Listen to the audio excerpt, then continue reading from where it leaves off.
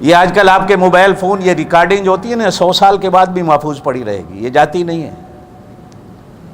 اللہ پاک کا بھی ایک خزانہ ہے جس میں جمع ہوتی ہے، دنیا ڈھونڈ رہی ہے حضور کی آواز کہاں ہے۔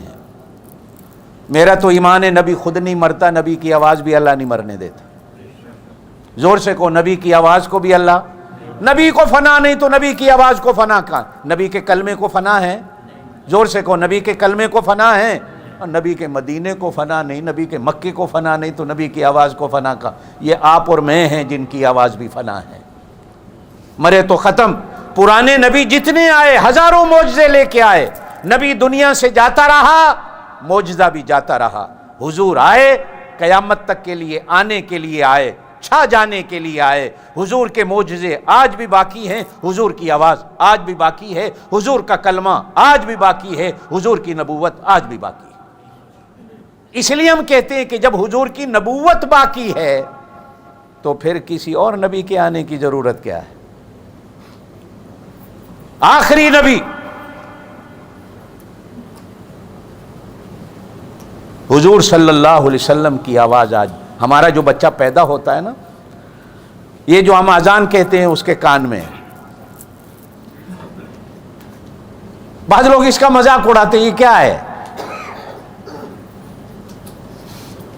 ہم اس کے کان میں کہتے ہیں اشہد ان محمد الرسول اللہ۔ جہاں اللہ کا نام پہنچاتے ہیں وہاں نبی کا نام بھی پہنچاتے ہیں۔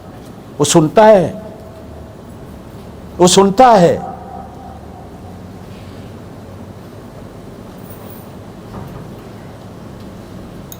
دل پر اللہ پاک لکھ دیتا۔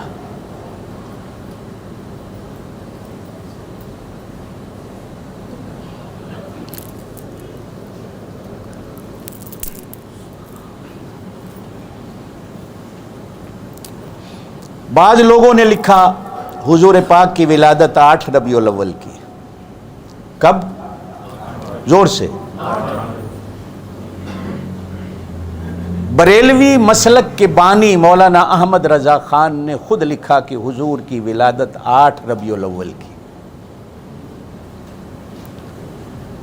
میرے استاد مولانا محمد ادریس کاندلوی رحمۃ اللہ علیہ نے حضور کی سیرت پر سیرت مصطفیٰ کے نام سے کتاب لکھی، انہوں نے بھی 8 ربیع الاول لکھی ہے۔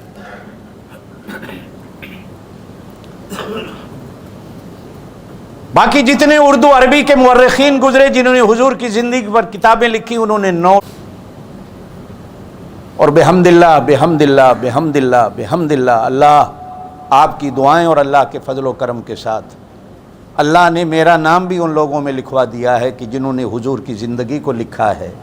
میں نے کتاب لکھی ہے حیات مصطفیٰ کے نام سے، میری بھی تحقیق ہے کہ حضور کی ولادت 9 ربیع الاول کی، لیکن اس پر ساری دنیا کے علماء کا اتفاق ہے حضور کی وفات 12 ربیع الاول کی۔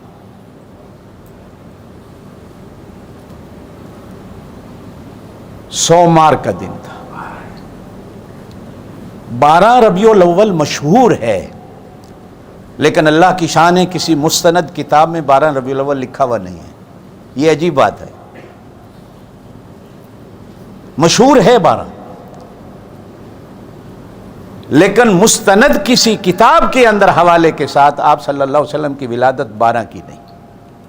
لیکن بہرحال جو لوگ بھی کرتے ہیں اللہ ان کو جزا دے، ہو سکتا ہے ان کے پاس کوئی واقفیت ہو، تاریخ ہو، لیکن ان کے مذہب کے بانی نے 8 ربیع الاول لکھی۔ حضور صلی اللہ علیہ وسلم کی ولادت 8 کی ہو، 9 کی ہو، 12 کی ہو، 600 سال تک اسلام کے جو شروع کے 600 سال ہیں، کتنے زور سے بولو، 600 سال تک اس دھرتی پر میلاد النبی کے نام سے کوئی محفل نہیں ہوئی۔ کتنا زور سے بولو، 600 سال تک میلاد النبی کے نام پر نفس ولادت حضور کا بیان کرنا ثواب ہے،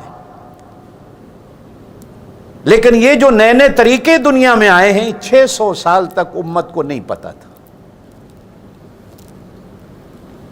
یہ 600 سال کے بعد آیا۔ آپ اور میں جتنے کو زیادہ عمر کے لوگ بیٹھے ہوں، آج سے 40-50 سال پہلے اسے 12 وفات کا نام دیا جاتا تھا. ہو سکتا ہے زیادہ عمر والے لوگ میری اس بات کی تائید کریں. اس کو 12 وفات کہا جاتا تھا. پھر زمانہ بدلا، 20-30 سال ہوئے، اس کو میلاد النبی کا نام دیا گیا. پھر 10-15 سال پہلے اس کا نام عید میلاد النبی تھا. اب 5-6 سال سے یہ ہو گیا جشن عید میلاد النبی. اب نہ جانے آئندہ 5 سال کے بعد اس کا اور کیا نام ہوگا. جہاں نام روز بدلتے رہیں، توجہ دینا میری اس بات، آخری بات کر رہا ہوں، جہاں روز نام بدلتے رہیں، جہاں روز طریقے بدلتے رہیں، وہ دین نہیں ہوتا. جہاں نام ایک ہو، طریقہ ایک ہو. سنت 1400 سال سے ایک ہے، سنت میں تبدیلی نہیں. بدعت ہر 5 سال کے بعد بدل جاتی ہے.